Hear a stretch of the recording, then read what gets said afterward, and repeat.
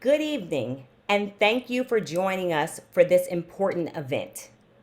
The program will begin momentarily, but first, I would like to share a few notes with respect to accessibility and to ensure that you have the best possible experience with us this evening. First, if you have questions, please place them in the Q&A. Click on the Q&A icon at the bottom of your screen. Do not place them in the chat, but in the Q&A. However, please monitor the chat because we will be placing a few helpful resources in there for you to get started in joining us in leading change. If you or someone you know needs access to closed captions, please click on the CC/live translation icon at the bottom of your screen. Lastly, if you or someone you know needs to access Spanish or Arabic translations, please click on the interpretation icon at the bottom of your screen. Thank you, and now we will begin the program. It is my pleasure to introduce Kiki Jamison, President of the Fund for New Jersey. Good evening, everyone. I'm Kiki Jamison, President of the Fund for New Jersey.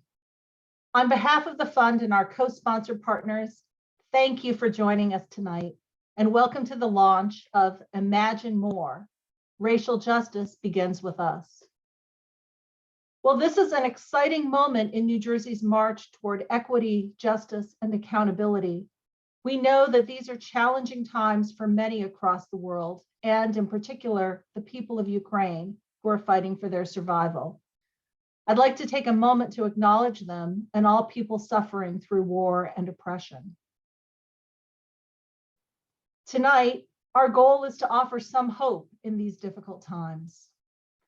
Imagine More is a first of its kind 6-part series of events that brings together national thought leaders, philanthropic and community-based organizations, policy advocates, jurists, and local activists from across the ideological spectrum, united around a singular purpose: advancing racial justice and repairing the harmful impacts of systemic racism.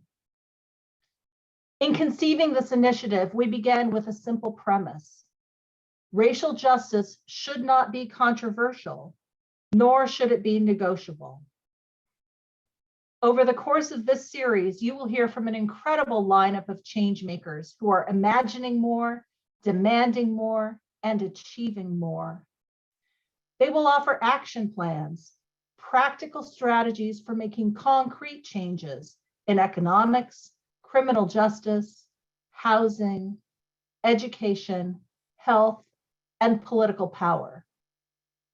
Imagine More will also connect you with the exceptional organizations that are moving the needle on racial justice so that you can take action in your own communities.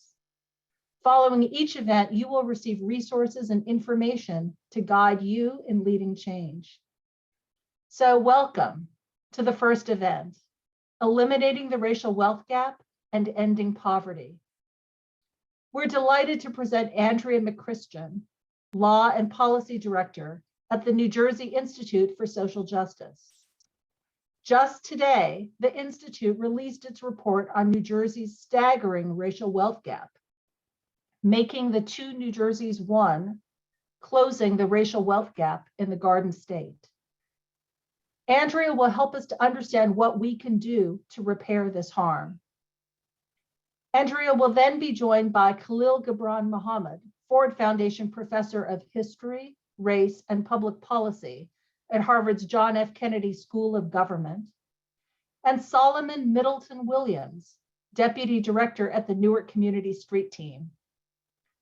Paulette Brown, the Institute Board Chair, will moderate an interactive discussion with tonight's speakers and will include questions from the audience. Now, it is my privilege to introduce our first speaker. Welcome, Andrea McChristian.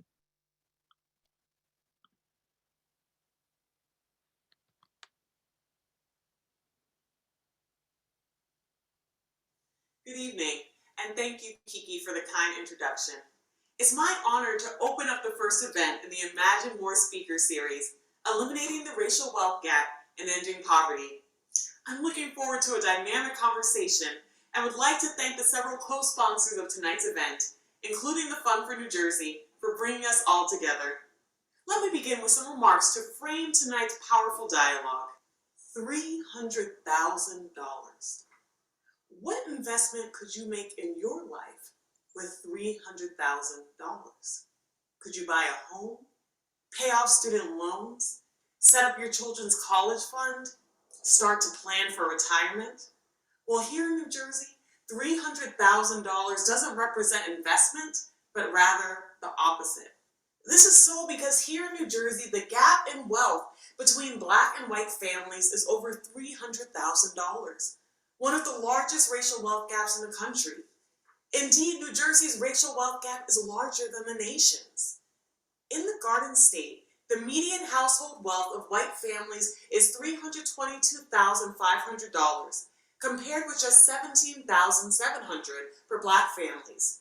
And while New Jersey is one of the highest income and most expensive states in the country, 1 in 5 New Jersey households have incomes of less than $35,000 a year. There are truly 2 New Jerseys. But in this critical moment at the intersection of a nationwide racial reckoning and a pandemic that has disproportionately devastated New Jersey's communities of color, we have an urgent opportunity to repair the harm caused by this enormous racial divide. Today, the Institute released our new report, Making the 2 New Jerseys One, Closing the $300,000 Racial Wealth Gap in the Garden State. In Making the 2 New Jerseys One, we highlight several contributors to New Jersey's racial wealth gap, including how disparities in home ownership are a primary driver of the racial wealth gap. While the typical New Jersey Black family rents, the typical white family has over $130,000 in home equity. And how the racial wealth gap is fortified by job inequity, which we see through racial disparities in retirement benefits. We also outline how intergenerational wealth is a critical component of the racial wealth gap, with white families much more able to help their kids pay for college or help with the down payment on a home, ensuring that wealth stays in or out of families for generations along racial lines, in which I know many of us can attest to the impact student loan debt has on generating wealth, which again has a devastating impact on students of color. But importantly, in Making the 2 New Jerseys One, we advance solutions that New Jersey can begin working on today to close the divide, including launching a well-financed baby bonds program, canceling student loan debt, and ensuring that Black homeowners are able to both buy homes and enjoy the fair value of their home's equity. And, most critically, we highlight how we cannot have the conversation about New Jersey's racial wealth gap without saying a critical word: reparations. We must speak of reparations because the racial wealth gap and other stark racial disparities that have taken up residence here in New Jersey were not created overnight. They began with New Jersey's shameful history as a slave state of the North and the accumulation of property by white colonists at a time when enslaved Africans were deemed property. And they continued through exclusion of Black people from property ownership through racially restrictive covenants, redlining, rejection from the GI Bill, predatory lending practices, and more. And so we cannot begin to reckon with the racial disparities we see today, including New Jersey's shameful racial wealth gap, without naming this history and making meaningful investments in New Jersey's Black communities that have been devastated by it. And that means we must say the word reparations here in the Garden State. Now, our goal for everyone watching tonight is for you to both understand the extent of the racial wealth gap and poverty here in New Jersey and walk away with clear action items to close this divide and repair the harm caused by generations of divestment from New Jersey's Black communities. I'll now turn it over to Kiki Jamison, President of the Fund for New Jersey, to introduce our moderator, Institute Board Chair Paulette Brown, and my co-panelists. Thank you. Thank you, Andrea, for those powerful remarks. Now it's my pleasure to introduce tonight's moderator, Paulette Brown, the chair of the board of the New Jersey Institute for Social Justice. Paulette is a former partner at Loch Lord and municipal court judge.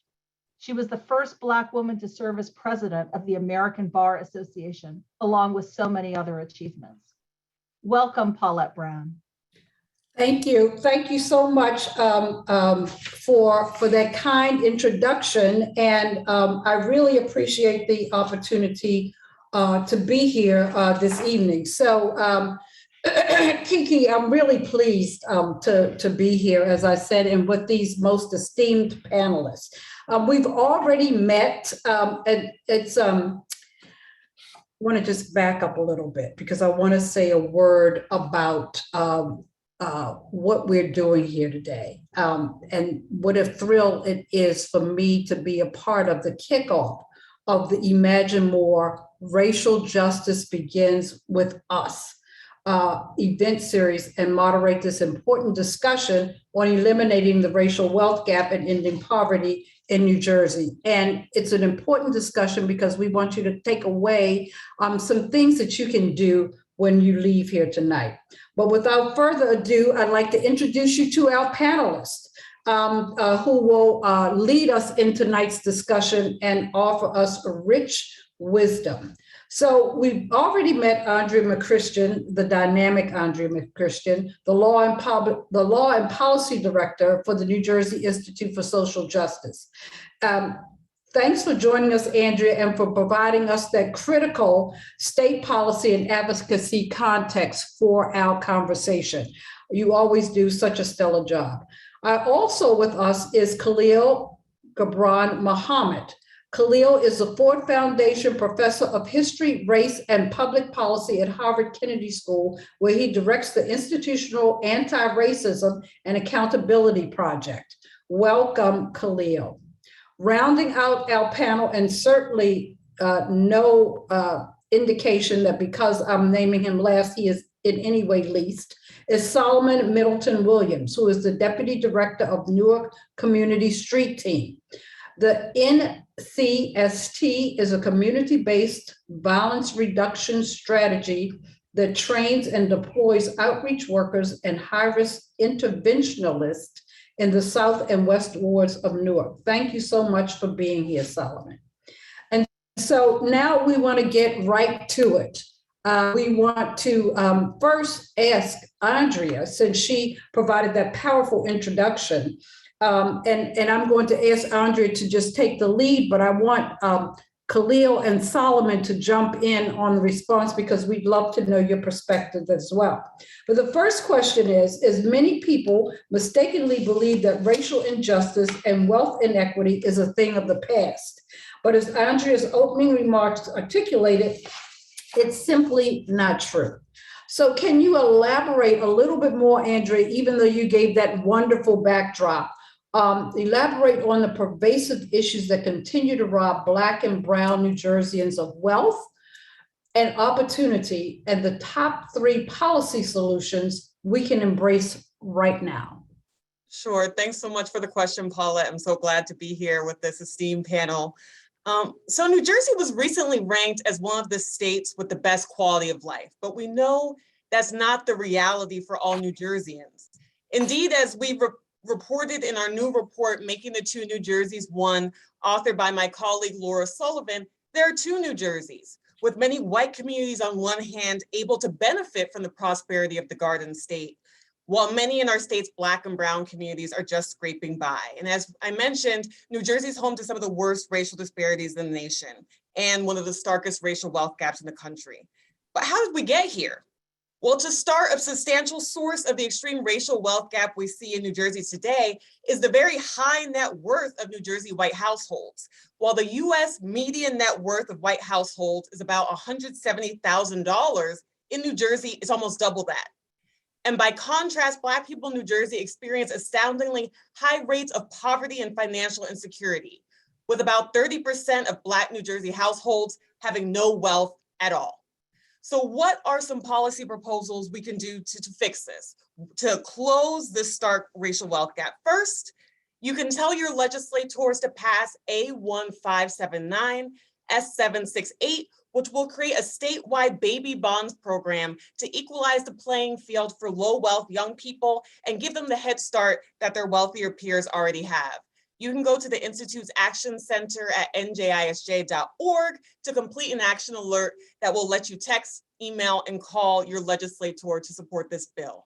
Second, you can urge your legislators to pass A1519 S777, a fair appraisal law, which will increase penalties for those who discriminate in housing appraisals, with home ownership being a big driver of wealth and wealth accumulation. Again, we have an action alert on the Institute's website. And third, and a huge topic tonight, we need to say the word, reparations. And we really encourage everyone to visit 400yearsnj.org to urge your legislators to pass legislation creating a statewide reparations task force in New Jersey. And I'm excited to delve into the reparations conversation with this group tonight. Thank you. So Solomon, what are your top 3 things policy solutions that we can think about, engage in, action to take? Yeah, thank you, Paulette, for having us here today. And thank you, Andrea, for laying the foundation for the work here today and really looking and examining what reparations look like. You know, I have an honor to serve as the deputy director for the Newark Community Street Team, where we have 72 employees. And the reality is that out of the 72 employees, half of our staff are homeless.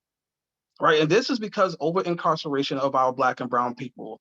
And so when we talk about policies, 3 recommendations, here are our 3 recommendations from a community stance. First, we must invest directly in community-based public safety initiatives that builds infrastructure and jobs in neighborhoods that are impacted by violence. Right. This includes a really robust victim services unit. Second, we must decriminalize drugs, right? We must end the war on drugs. This is the longest war in America's history, is a war on Black and brown people. And the war on drugs is one of them. Third, we must have equal affordable housing, regardless of a person's criminal record. And the fourth, which is most important, which you'll hear me say tonight over and over and over, is that we must stop arresting Black and brown bodies. You gave us a bonus policy. Thank you. Dr. Muhammad, tell us your thoughts on this. Sure. Well, again, I'd like Solomon. It's a pleasure to be here, and it's a great honor, Judge Brown, to meet you. And I'm a big fan of the New Jersey Institute for Social Justice and Andrea's work in particular. So, you know, I'm just going to try to play at the edges because I don't want to distract from the focus that the Institute has done to work with state legislators to really key in on some key points. I want to say really 2 things. One, I think that data and evidence and research are key to making the case and the storytelling and narrative change that we need to rally people to this cause. But I do want to acknowledge that the hole we're in is very deep. And we live in a post-fact world where alternative truths are driving, in many ways, the erosion of our democratic institutions.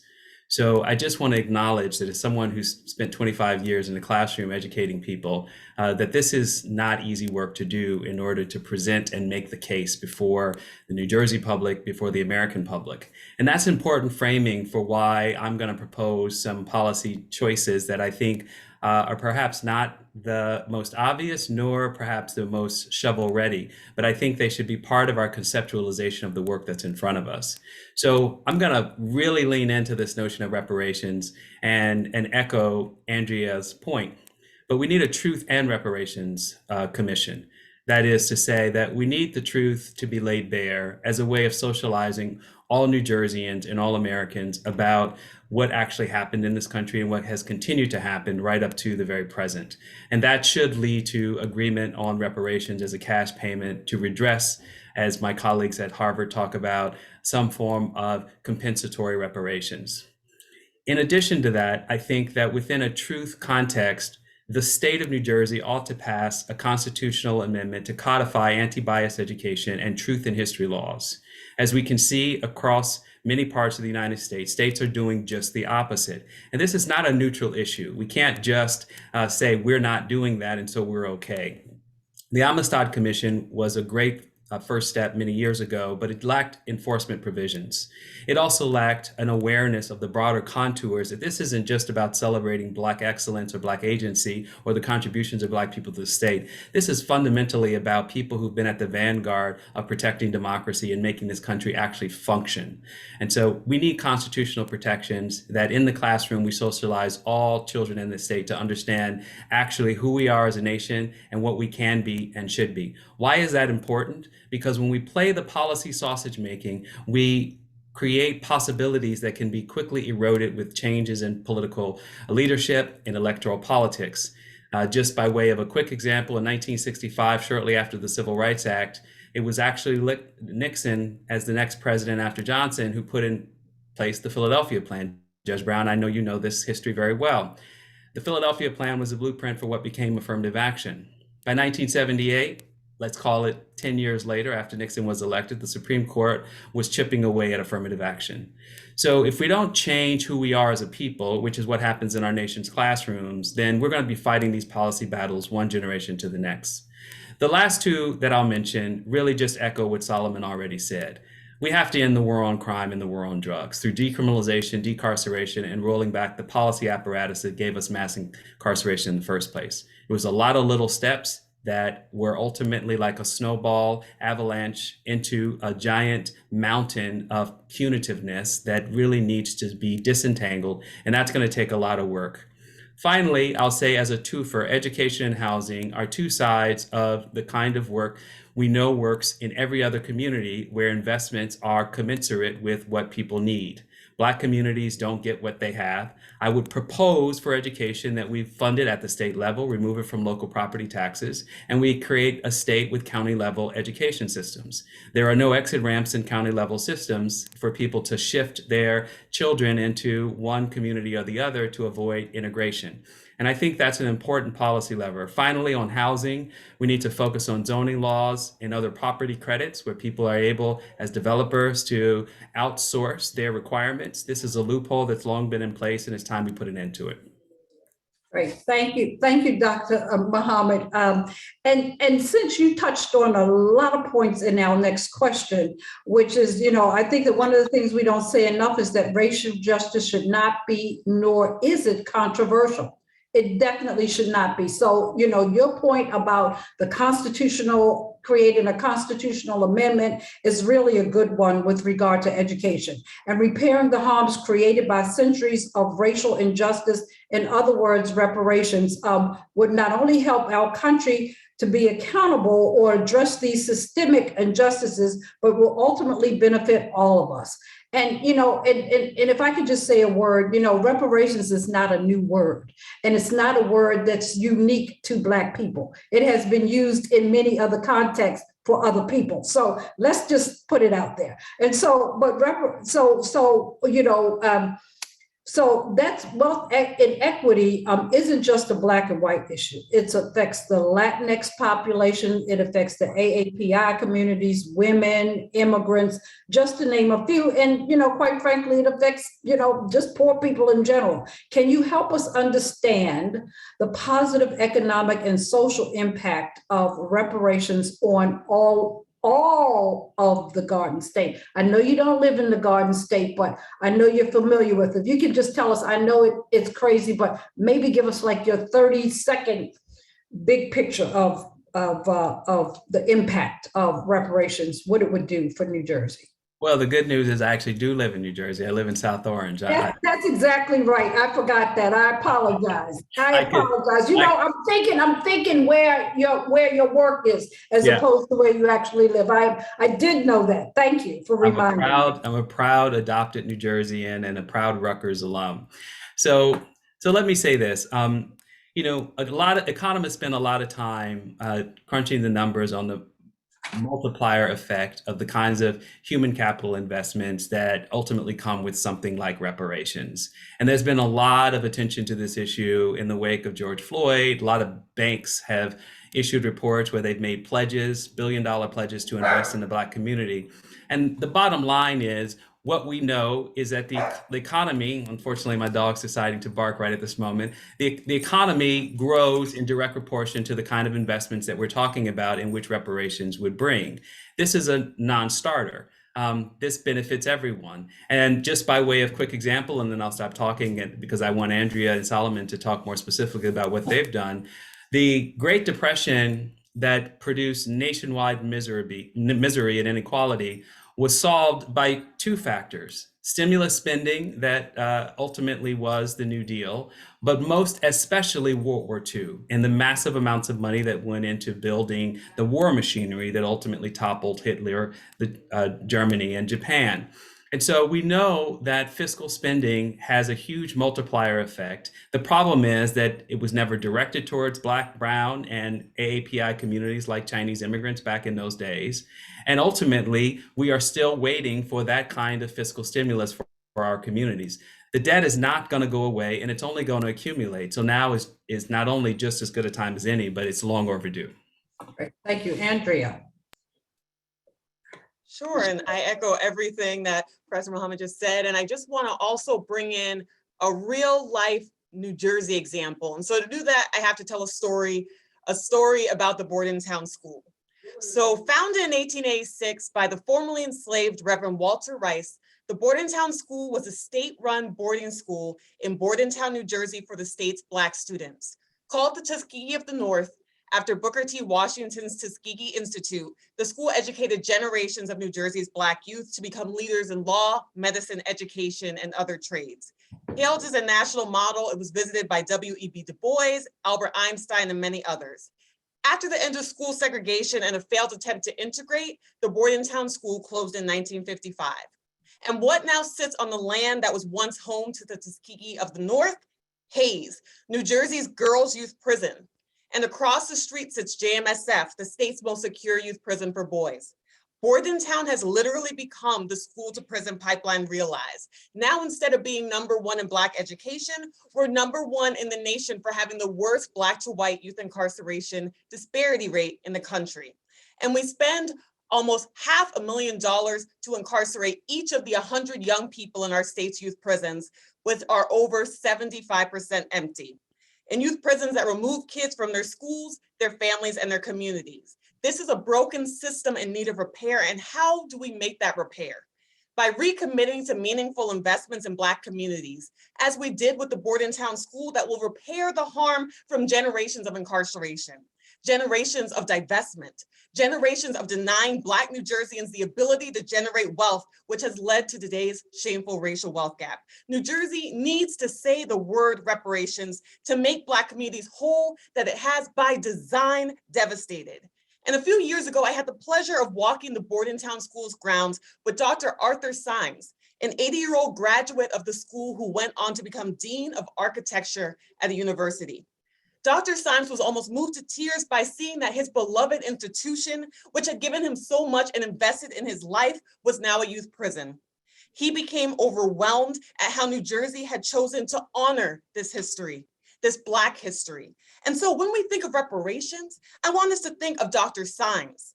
I want us to think of the positive impact and investment in his future made on him, made on his community. And I want you to think about how New Jersey chose to honor that commitment by now investing in the source of Black youth's downfall. And so when we talk about reparations, I want you to think of the humans that it impacts. I want you to think of repair. I want you to think of generational harm, and that is why we need to say the word reparations. Thank you. That was extremely powerful, as always. So, Mr. Middleton Williams, what say you on this issue?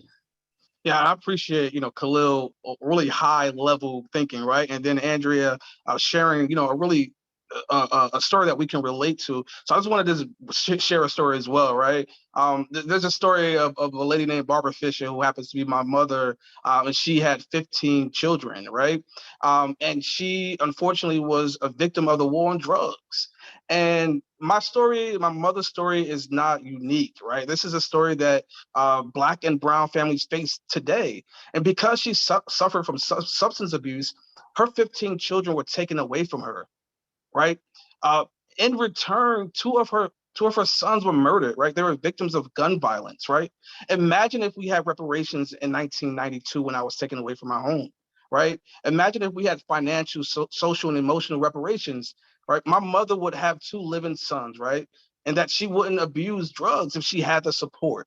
This is why we're calling for reparations. We're calling for repair. And again, my story isn't unique. I just choose to share it because there are many people here in the city of Newark, across the state of New Jersey, who share the common story. I would say, look, last year, New Jersey had a surplus of $10 billion, and we had an opportunity to do and support reparations, but we chose not to. This is why we got to continue to urge our lawmakers to do reparations. And so, I stand on the shoulders of 72 employees who have similar stories that I have. And we must do this in small doses to repair harm that has been done to the Black and Brown community. Small doses, you say. Can we do some small doses, some intermediate doses, and some big doses? At any of that, I think that this program needs to be a lot longer than the time that we've been allotted, because we are quickly, unfortunately, running out of time. And so I am going to skip to a question because I really want to make sure we get this question answered and by all of you, because I think that your perspective on this is just so important, and it's really important. But we want to have some time for the audience to ask some questions as well. So, the question I want to ask you is that our government needs to be held accountable. And Andrew, you talked some about that, and all of you did, in fact, talked about how our government needs to be held accountable, and a lot of the responsibility that they have for the current wealth gap and for so many other things that are bridges or steps or links to the wealth gap, including what you already talked about, the lack of housing, the fact of what happened as a result when we go back 400 years to slavery and all of the missed opportunities and what was taken from us as we built New Jersey. And so, our government needs to be held accountable and keep the promise of racial justice for all and equitable justice. But it's equally as important for all of us to recognize the power that we have as individuals and in our own organizations to put pressure on institutions and systems to address the racial wealth gap and end poverty.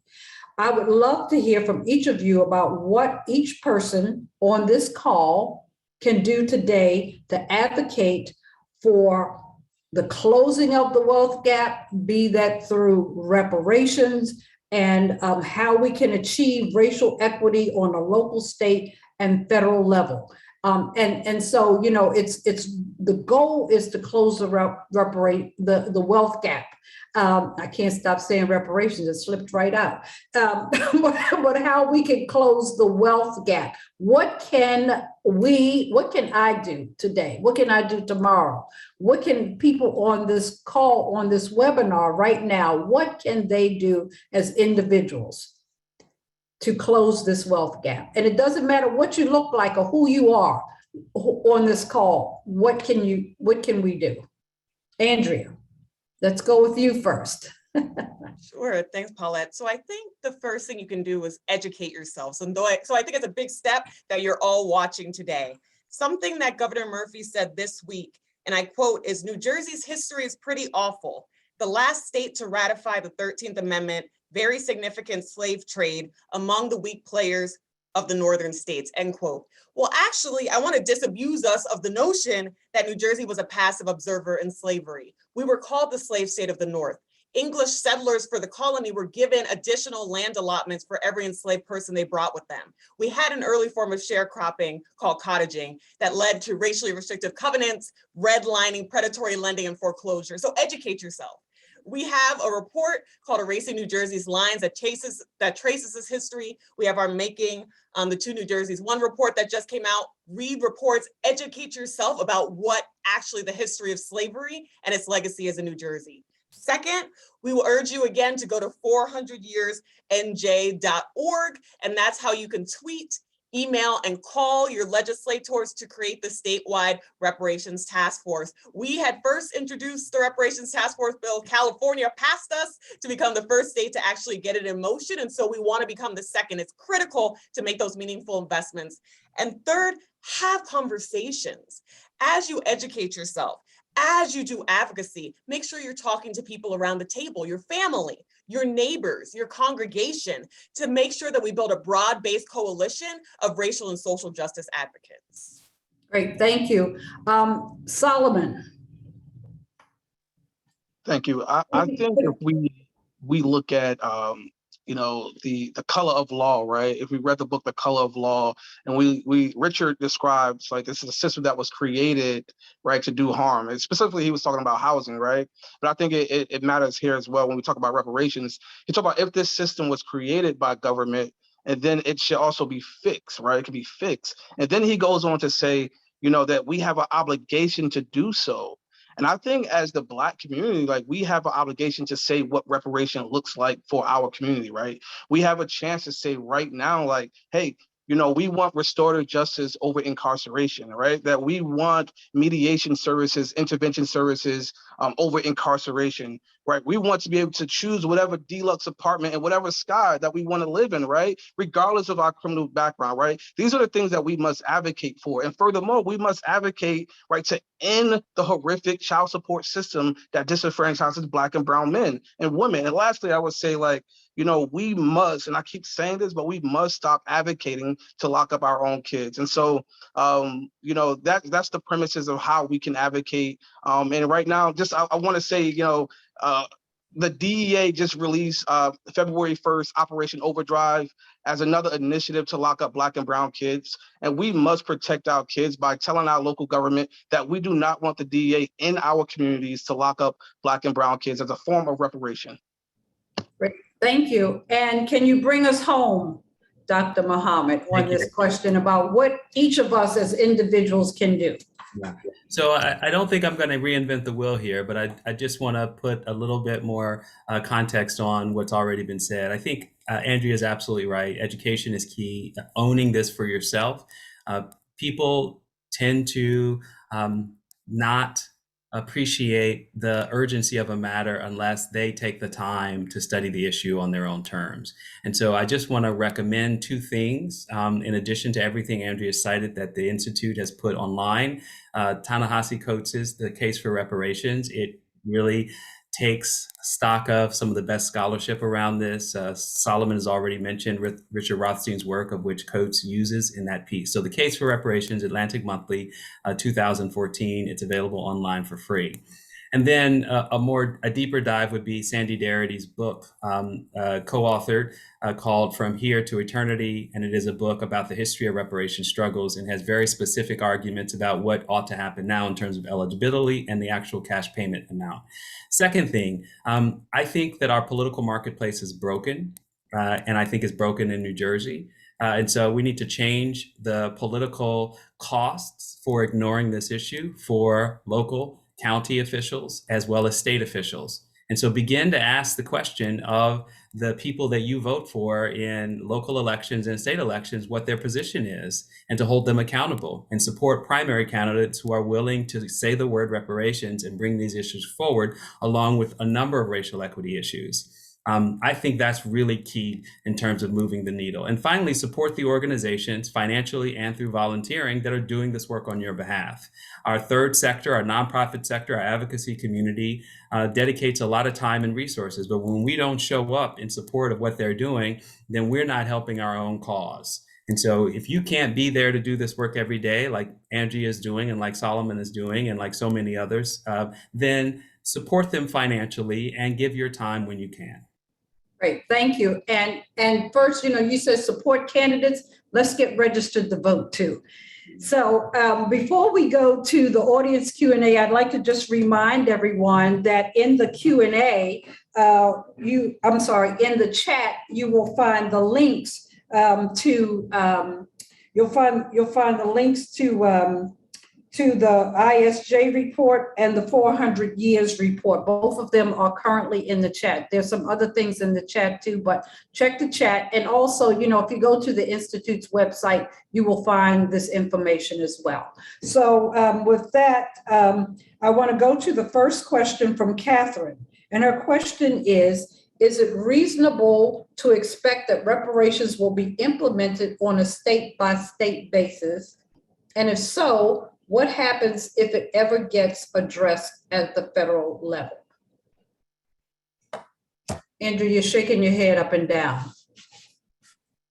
Sure. So, I mean, the issue of reparations is definitely nothing new. We know that the promise of 40 acres and a mule made to freed enslaved Africans dating all the way back to 1865 has never been fully realized. The late Representative John Conyers introduced H.R. 40 at the federal level decades ago, and it wasn't until the murder of George Floyd that we were actually able to see that bill come out of committee talking about a reparations task force at the federal level. And so we are, one, excited that that is moving, but we also know that there should be parallel efforts because it happened at the federal level and it happened at the state level, as we've discussed tonight. And so we want to join California.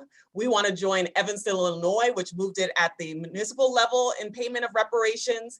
And so we encourage everyone, this is really a grassroots effort. We've seen the Trenton City Council, we've seen the Newark City Council, and this week Montclair City Council issue and pass resolutions calling on New Jersey to create a statewide reparations task force. So something to add on to what you can do, go to your city council and say, pass a resolution calling for a statewide reparations task force. Write letters to the editor calling for a reparations task force. Write op-eds. We have wonderful partner in AIPI Montclair, which recently wrote an op-ed supporting a statewide reparations task force. So there's a bunch that we can do at the state level, the local level, and supporting the federal level to call for reparations in this country.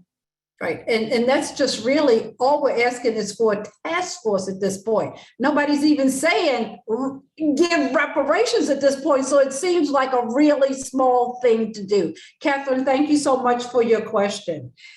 So this question is directed to you, Dr. Muhammad, and it is your point about broken politics. How do you recommend addressing home rule in New Jersey, persuading local politicians to give up power to allow for implementation of your recommendations? I don't know whether that's a trick question or not.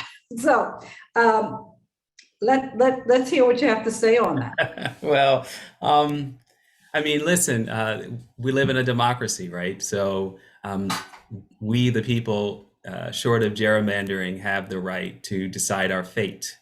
And it just seems to me that we can demand more of what we're getting in this in this state.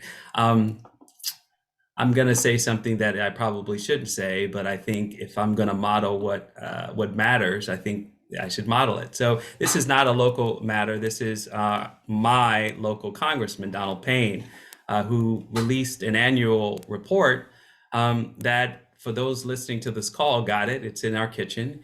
And half of what he takes credit for is the proposal of legislation that in fact wasn't passed under the Omnibus Infrastructure Bill, which is to say, if he is not educating his own constituents about what we aren't able to do collectively in Congress right now, therefore, at least for those of us who aren't watching the news incessantly, knowing that we have work to do and that we as citizens ought to put pressure on various aspects of federal government or the Democratic Party to achieve these goals, then I'm not sure he's representing us at our best. Instead, he's saying, hey, look, we passed this bill that didn't actually pass Congress and get signed into law. I find that unacceptable. And I just use that as one example. So while I can't tell you in the space of this conversation how to solve the sausage making that exists in New Jersey on this level, I think if all of us were to raise the bar for what we accept from elected officials, we'd have a better state. Thank you. And I just want to point out that in the chat, there, Dr. Muhammad put in an Atlantic article. So I would, draw your attention to that. So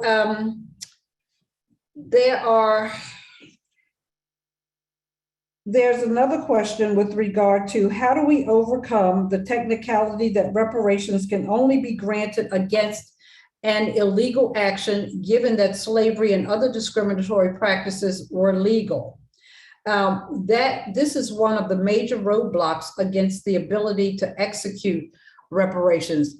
It is one of the roadblocks that's been thrown up. I would not call it a valid roadblock. So Solomon, can you start us off with addressing that question? Yeah, so I think we just have to honestly just have a moment of reflection, right, and know that wrong was done to Black and brown, Black people here in America, right, and that we must make an intentional investment, right, at least an intentional, as we're just calling for an advisory panel on reparations, right. Let's have that discussion first, right, and then we can find, the findings as the state would like to say, like, what are the findings from, this reparations committee? That's what we must first do first, right? We're calling for that first. And I think when we do that first, then we can move on to, identifying other factors.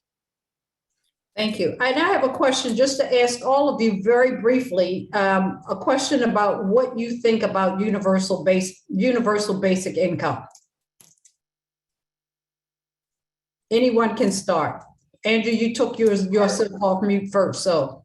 So the Institute actually focuses as one of its policy proposals on guaranteed income, which is a more targeted idea. Universal basic income is, as the name suggests, universal, so everyone's getting a certain amount in guaranteed income. It's more targeted to address issues such as the racial wealth gap. And so we have a 2021 through 2022 action agenda to make Black Lives Matter in New Jersey available on our website. And one of the policies we're calling for is a statewide guaranteed income program. We also call for it in our new report as a way to close the racial wealth gap by giving specifically communities of color this money to help kind of close that, especially with all the other barriers we face, such as inability to access quality jobs, student loan debt, and other things. And so in addition, we also at the Institute served on the City of Newark's task force that was set up to inform its new pilot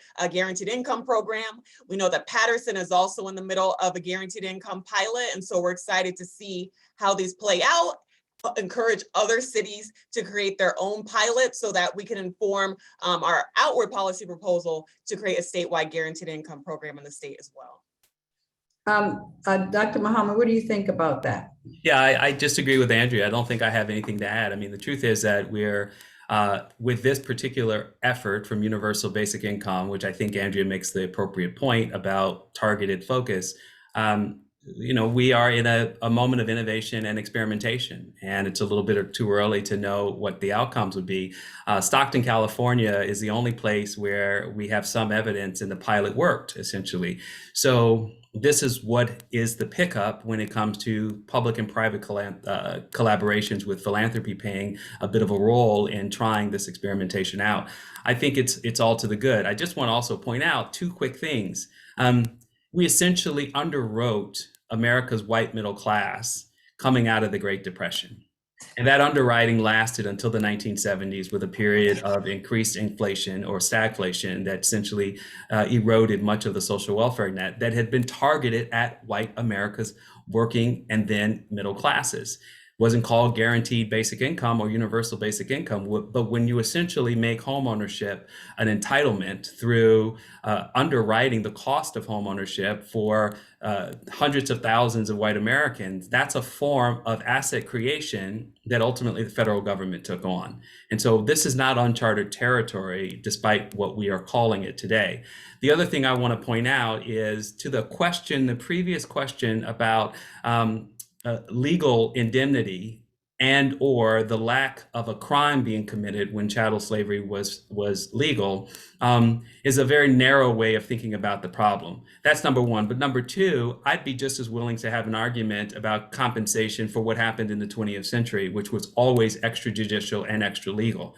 The third point is, and I put this in the chat, my colleague, your former president at the Institute, Cornell Brooks, who's now at the Kennedy School, along with Linda Bilmes, who worked in the Clinton administration, have written a paper and have done a couple of events talking about the long established pattern of compensatory compensation or settlements for people harmed by government action.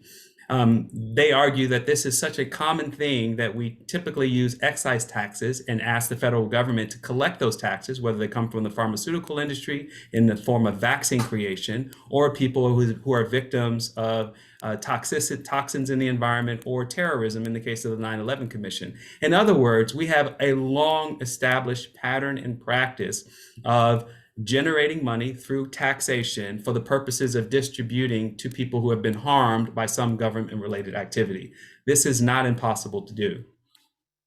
And Solomon, Mr. Middleton Williams, what would a universal basic income do for your constituency? Yeah, thank you for the question. We're Newark is a pilot city for UBI. And we've seen the benefits so far from residents. We've had conversations as we go door to door for those who receive, the resources. We're talking about, residents who traditionally don't have, 3 months of savings, right? They now have money to put away for savings. We're talking about residents who will have to choose, paying rent or getting food in their house. They no longer have to make these decisions. And so these are real life factors that factor into the work, especially with our constituents at NCST, where we focus on violence, right? And when we know that when you resource communities, we see violence go down, we see healthy communities. And so we've seen the positive benefits of UBI, and we hope that, more cities will do it. Thank you. This is an interesting question from Jeffrey. Some of the decisions for the types of human capital investment are really tied to the budgeting process. Is any input or suggestions on how residents advocates can help influence that process and get the ear of local state officials to prioritize, balance those with other things like property tax relief? And also he mentions a great book on this subject about equity in tax policy is The Whiteness of Wealth. So for you listeners out there, there's another a book that's been recommended, The Whiteness of Wealth. And so in the meantime, I'm going to start with you, Dr. Muhammad, for this question. Do you want me to say it over again? I think I got the gist of it. Okay. So the author of that book is a scholar at Emory University, a law professor who specializes in tax law. Her name is Dorothy Brown. So my institute at Harvard invited her with Mercer Baradaran, who's written a book called The Color of Money, and the two of them had a great conversation. I'll find that conversation and put it in the chat as well.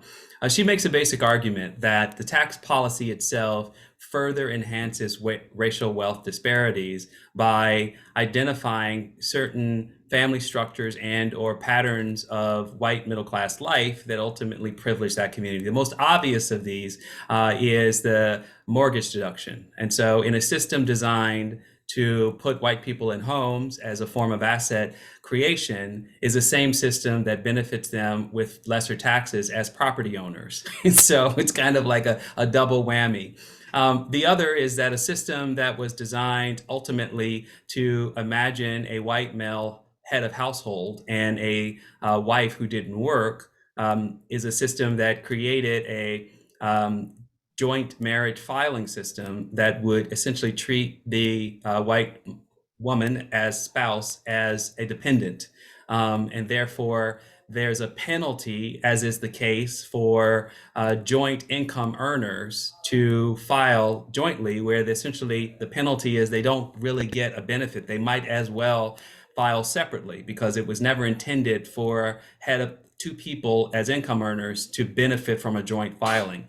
Now, again, when you map this on the history and legacy of the destruction of the Black family, then of course, Black people will not benefit as greatly as white families. Now, the good or bad news is that there's tremendous divorce rates in the white community as well. And so this may not be quite the disparity that it once was.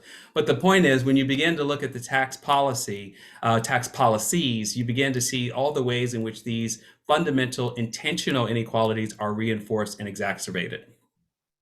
Thank you. You just got another question, Andrea, and I'm giving, you can answer that question, but I want to make sure this question goes to you. This next question goes to you, and you may touch on it, in your response, but the question is, so many white people think of reparations as cash out of their pockets, getting past the mentality of win-lose rather than seeking balance and progress toward a win-win solution is a major block in discussions. Real world examples would be very helpful. So you can answer the other question if you want, but I want you to answer this one too. Sure. Paulette, I love this question. I'm going to combine it with the previous one too, because we talk about the money. And so one, to the earlier question, people don't understand budgets. Budgets, especially our budget, is not made to be user friendly. So read the budget, read the governor's detailed budget that comes out, read the line items. Because first I want you to look at what they're doing with the Federal American Rescue Plan funds that we received. How is New Jersey spending that money? We submitted testimony last fall that listed a number of ways we think that money can be spent, including guaranteed income, which I mentioned. But let's be clear. Here in New Jersey, the state always seems to find money for the things it cares about. For example, how many of you on the call knew that the state is currently paying down a $300 million bond document to build 3 new youth prisons at a time where we only incarcerate 100 young people? I often have this conversation with the Institute's president and CEO, Ryan Haygood, about how disingenuous it is to ask how will we pay for it whenever we bring up racial and social justice issues? Because the way we pay for it is that New Jersey continues to have some of the worst racial disparities in the nation. We pay for it with Black and brown communities struggling to make ends meet. We pay for it with our youth locked up. We pay for it with barriers to democratic participation. In short, it's not up to the communities who have been oppressed by generational divestment to come up with solutions for those who have benefited from that divestment. It's up to those in power, the legislators, the governor, the attorney general, to be responsive to the people. And now that New Jersey is almost 50% people of color, that means the state needs to be responsive to us and our needs. That means the state needs to close our youth prisons and invest $100 million into the communities most impacted by it. The same amount it found to treat the opioid crisis, which we know affects a certain community disproportionately.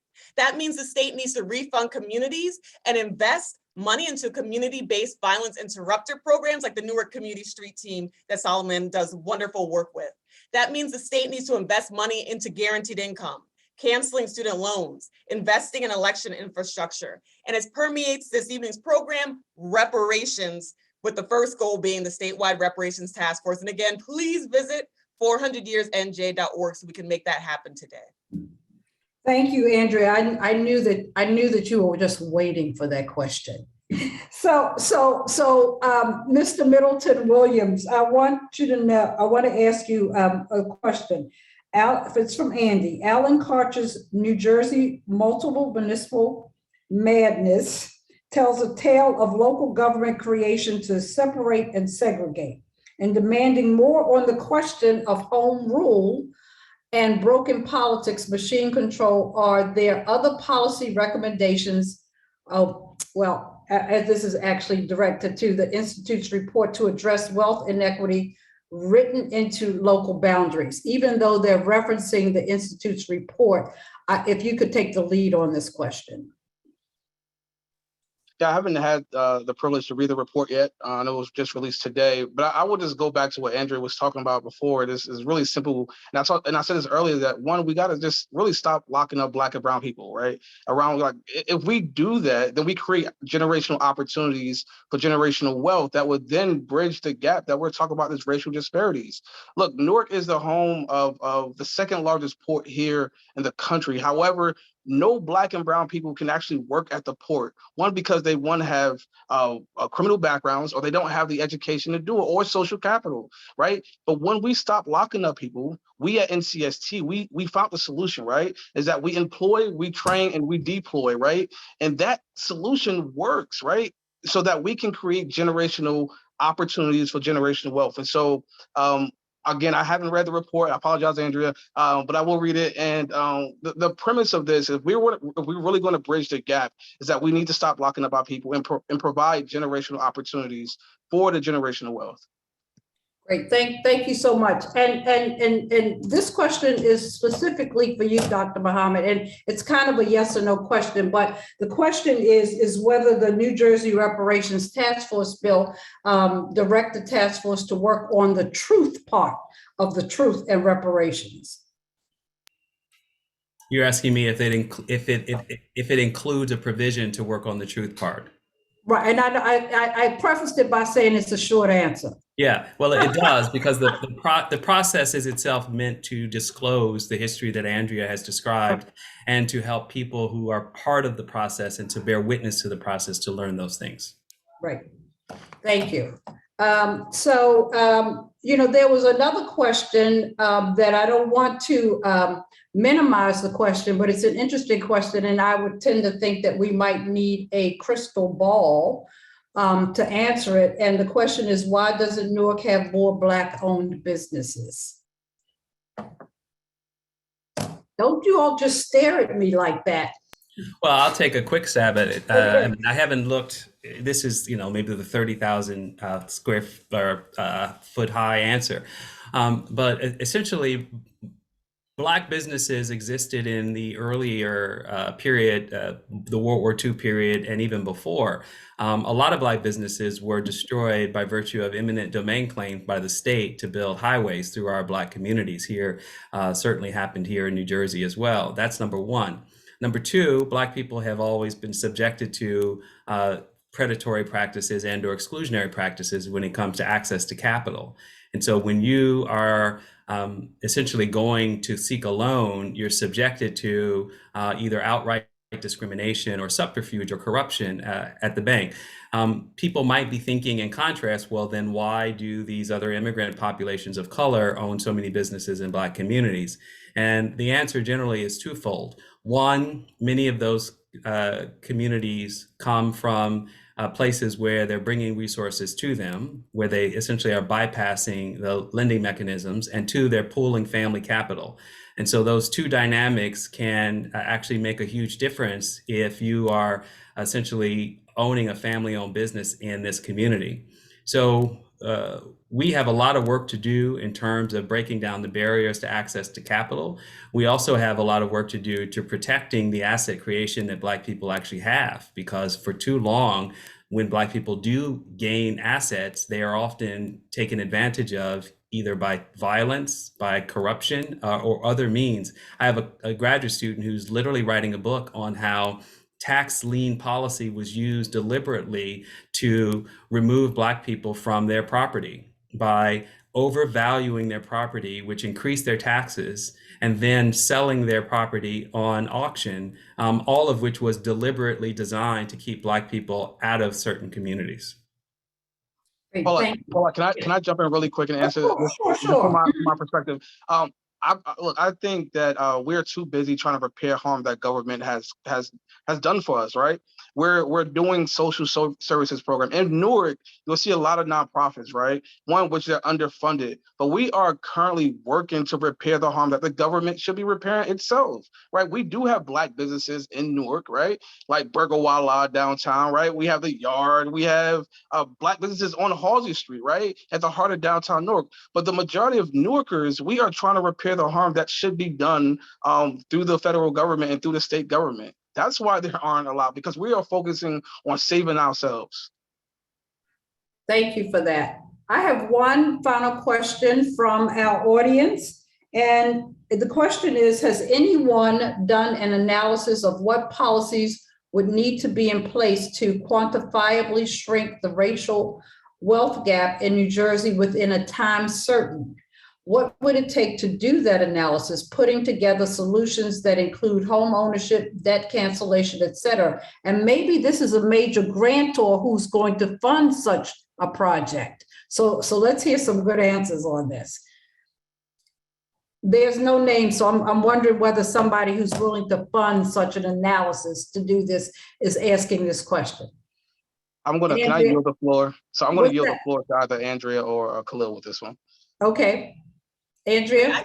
I can lead us off. So please read our newly released report, Making the Two New Jerseys, one where we list several policy proposals to quantifiably shrink the racial wealth gap. So Within the time certain? there is not a time certain set, but it is as quickly as possible because these are things that the state can do immediately to begin to close the racial wealth gap. So again, I want to list up those 3 priority policies from our report. 1, making sure that New Jersey establishes a baby bond program. Governor Murphy mentioned that was a priority several years ago. We're still waiting to see that materialize. So you can go to our action center to make sure that you tweet, email, and call your legislators on that.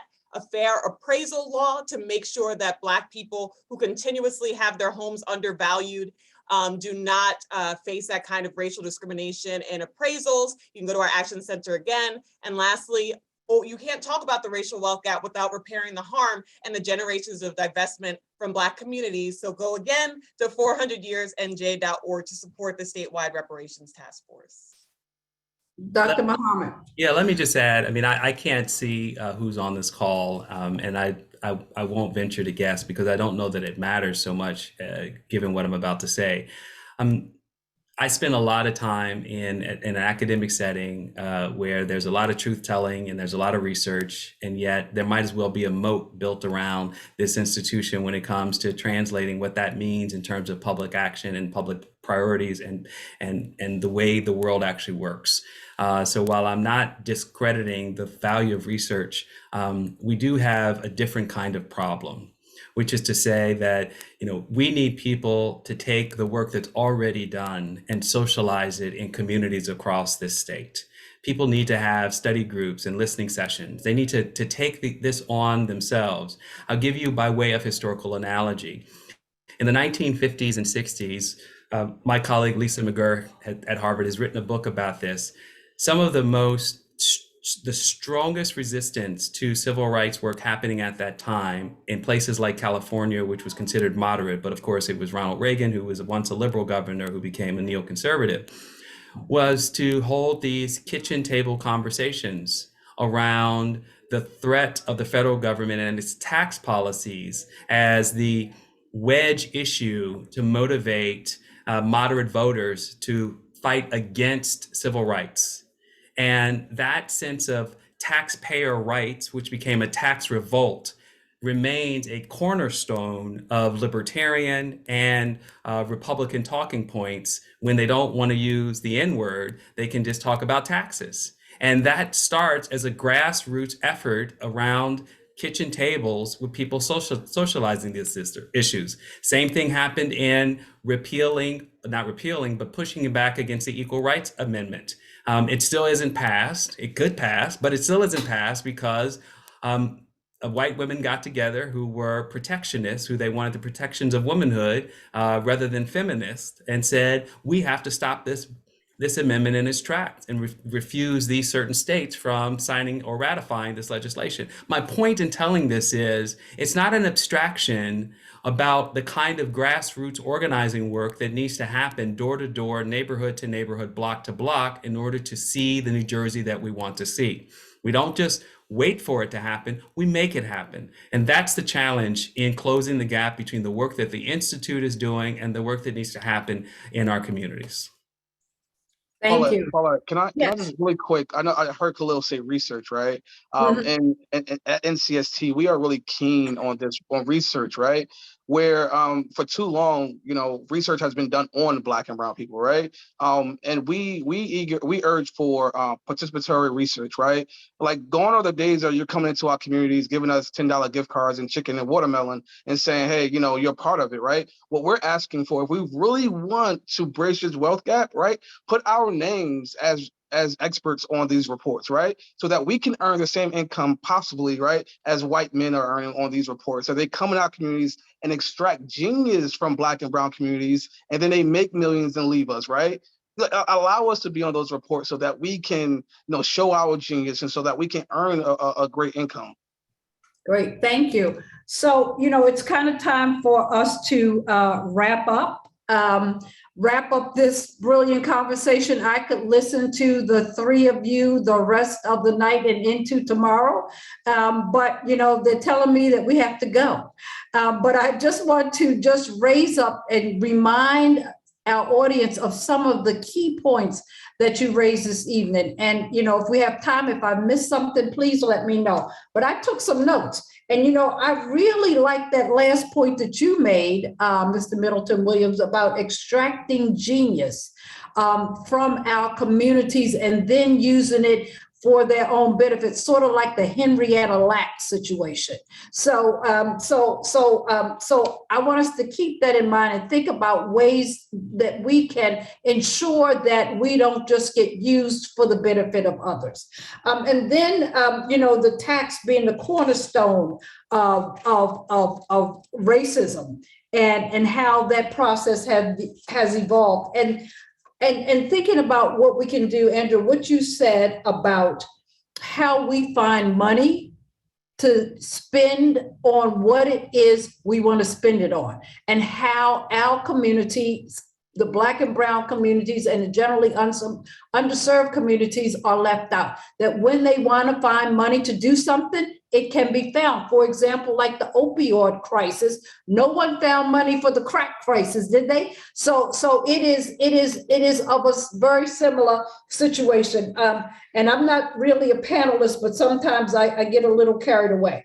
And then I think about how you talked about, Dr. Muhammad, how the Black white middle class was created with government resources when it should have been for everyone, not just to create benefits for white people. But that has been the case with regard to a number of laws that have been passed, like the Civil Rights Act, how it didn't benefit us as much as it did really some white women. And, I'm not taking anything from white women, but we have to look at the laws that are created ostensibly because we have been underserved and underrepresented, and how so many others benefit from it. And then I just want to get back to what some of the really solid policy solutions and things that we can do. One is promote the baby bond program. And I say, let's put a date on it.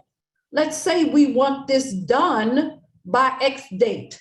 And then the fair appraisal law, which is really critical. We shouldn't have to, among other things, take all our Black art off the walls before anybody comes in to try to buy a house. And then, Andrea, say the word. Reparations is not a new word. It's a word that we've heard for years in context with regard to other people. Other people have received reparations. Why is it such a bad word when we talk about it? And then we want to invest in community safety, decriminalize drugs, and have equal other affordable opportunities that you addressed, Mr. Middleton Williams. And then, truth and reparations, that came up twice in the conversations, first by you, and then someone asked whether it's really a part of the task force that we're talking about creating. And then a constitutional amendment regarding teaching, sort of disrupt what some of the other states are doing the reverse of what they're doing, making sure that everybody has a complete history, not just during Black History Month that we're in now, the shortest month of the year, but all times incorporate, show the contributions. And then education and housing and zoning, Dr. Muhammad and Mr. Middleton Williams, you gave us some bonus questions or some bonus solutions. So I hope that a lot of you have been taking notes like I have. There have been a number of links placed in the chat that I would commend to all of our reading, and just cut and paste it, and put it somewhere. But it has been, such a worthy conversation, and I can't begin to thank you enough. The conversation has to go on because, Andrew, you said a very good point. We have to educate ourselves, and just because, as you pointed out, Dr. Muhammad, that just because somebody looks like us doesn't mean that they're providing us with the best education. So we have to carefully examine, who it is that we listen to, who it is that we take advice from, and get the facts for ourselves so we can adequately advocate for what will bring us equity and justice in New Jersey. And with that, I would like to, I've gotten carried away. I know I'm off script, but I want to thank all of you. And I think that it's really time for me to turn it back over to Kiki Jamison. So thank you all very much. And thank you, Kiki, for allowing me this opportunity to moderate these fabulous panelists. Thank you, Paulette, and thank you, Andrea, Khalil, and Solomon. This was really a wonderful, wonderful conversation. I keep thinking about what you said, Professor Muhammad, that we don't just wait for it to happen, we make it happen. And I'd like to thank all of our partners and co-sponsors without whom this event wouldn't have been possible. I hope that you enjoyed this conversation. We'll be following up next week with a recording of this event, as well as an extensive list of resources, including things that were listed in the chat. So if you didn't get everything down, don't worry about it. We'll provide a lot of additional information for you. I also hope that you'll join us for the next installment of Imagine More, Racial Justice Begins With Us. We'll be gathering again together on March 15th to talk about disrupting the criminal justice system.